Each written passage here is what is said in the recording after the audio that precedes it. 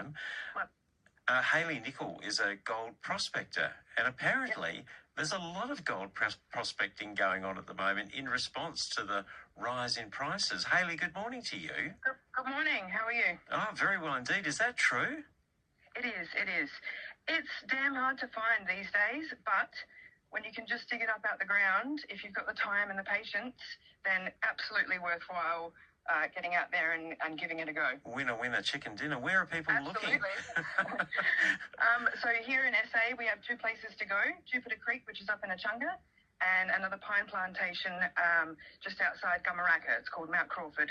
I didn't think there was too much left to find locally. Is that not true? There is gold in them there hills. There is. Somebody had to say it this morning. I nearly did. Absolutely, yes, it is out there. Like I said before, you have to have patience. It doesn't just fly into your pocket. You have to dedicate hours and I bet.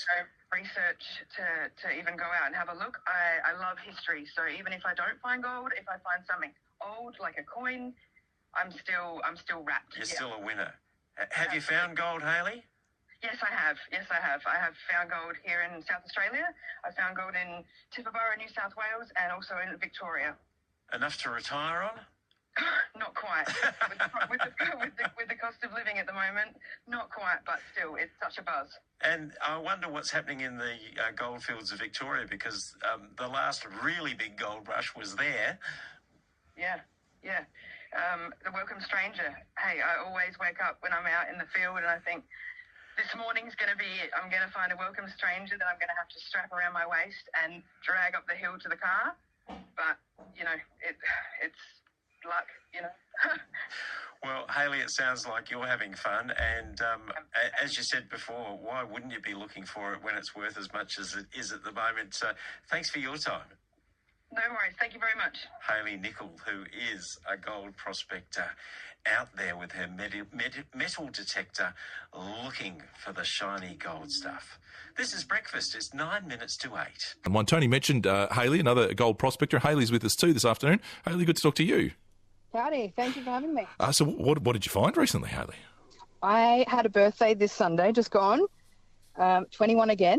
No, 32. And Happy birthday. I went prospecting up at Mount Crawford, which is actually a pine plantation past Williamstown, like Tony was saying. And I got out of the car after lunch and I said, look, I found a nugget on my dad's birthday, which was back in September.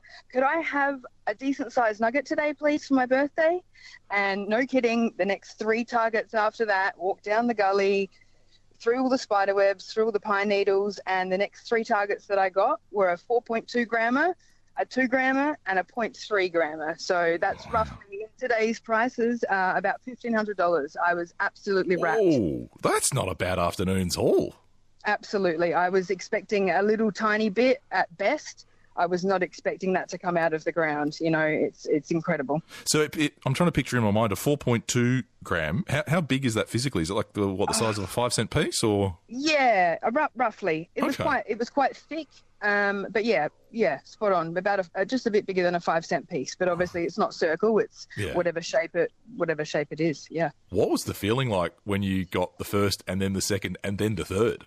I cried. I'm going to be honest. I've only cried once before. My biggest nugget before Saturday was 2.6 grams. And I had a little cry when I found that one. I was pretty much scooping gravels, which I knew were alluvial gravels, so gravels that have been moved by water. You get down to a depth and you just know that we call them the crispies. You're in good ground when you can hear all the crunchy ground. And I've scooped it, waved it over the coil, which is the thing that's at the end of your metal detector, and it's gone, beep, and I've, selection, no, not in that one, and I've just heard clunk, and I thought, oh, wouldn't that be nice? And I was actually recording at the time of me digging this up, and I said, wouldn't that be nice? And I look back, and I'm like, oh, no, that is it. And you just feel the weight of it in your hand, and you think, I'm the first person to hold this in millions of years, because if anyone else had have seen it, it wouldn't be there anymore. So not only have you found something that no one else has even seen unearthed before, it's so hard to find. It's such a rewarding feeling just holding something and actually digging up the stuff that you're there to dig up, right? Instead of lead or trash or everything else. It's great to clean up. It's great to clean up nature, but to actually see the gold is something else.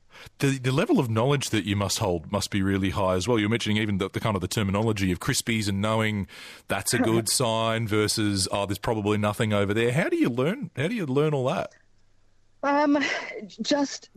Being out there, I've never been a reader, but when you have a hobby or when you have an interest in something, you tend to research it more, Google it, get some books from other older prospectors that are willing to, let you read them or just have them. But it's being out there and trying to use your sponge to soak up, okay, has this been an old riverbed? Is this an old timer's working zone? Over in Victoria, which I do trek over there probably 3 times a year, the old timers pretty much give us where the gold has been found. There's big diggings everywhere, and you use those as indicators. And then from that, you come back to, say, South Australia, and you try to compare the similar landscapes, so to speak. Okay. And is that another part of it? I mean, obviously there's the thrill of hoping to find something, but even if you don't, you're out in nature, you're moving around. As you say, maybe as part of the process, you're actually cleaning up a bit as well. Absolutely, yeah. And everything that we find that's not gold just goes in your fines pouch. So you've got your pick around a belt that's got a little pouch in it, a container for trash, or just in your pouch, a container for gold if you're lucky enough to find any.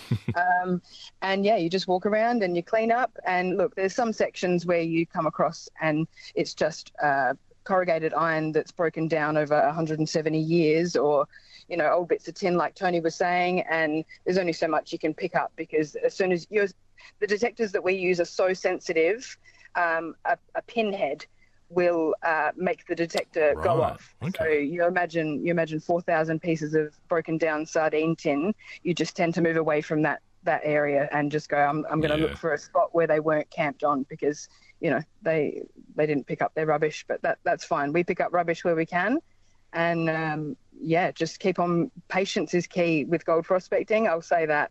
I go 8-10 months with nothing, not even one piece. Wow. And then to find 3 pieces, the day before my birthday is just, it's incredible. You've really got to have patience, and some people just do it to get out. Long time between finding things. It is still about getting out there too.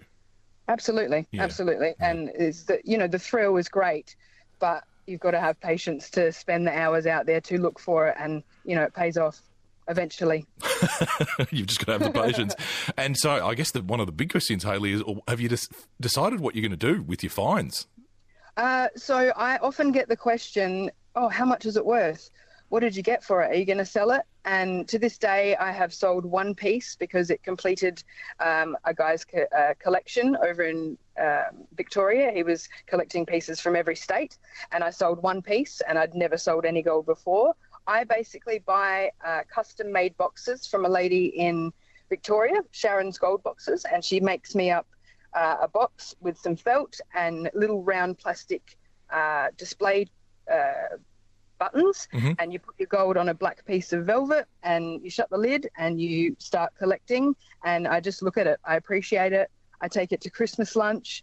I show customers what I've found, and because of the price, I don't see any need to sell it. I just like appreciating the way it is. Every nugget's different. Yeah, and like you say, that moment of realising you're the first person that's ever held it. Oh, Hayley, it's been really interesting. Thank you so much for telling us about it this afternoon. You're very welcome. Hayley, a gold prospector, finding 3 nuggets just before her birthday. How about that? The biggest after 8 or 10 months. I mean, that really does point to the perseverance that you need, doesn't it?